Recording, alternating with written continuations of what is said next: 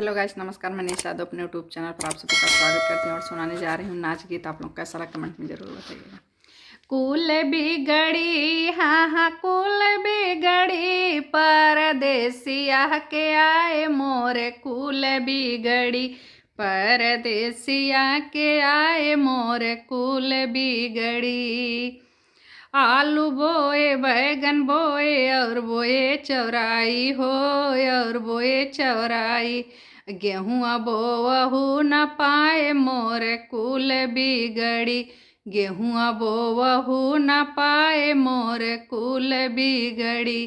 कुल बिगड़ी मोर कुल बिगड़ी, परदेसिया के आए मोर कुल बिगड़ी, परदेसिया के आए मोर कुल बिगड़ी।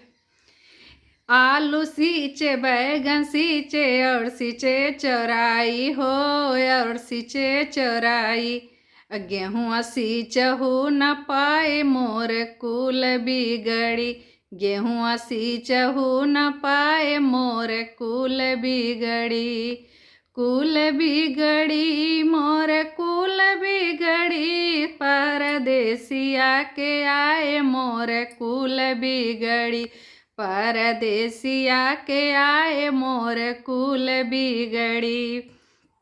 आलू काटे, बैगन काटे और काटे चौराई हो, और काटे चौराई।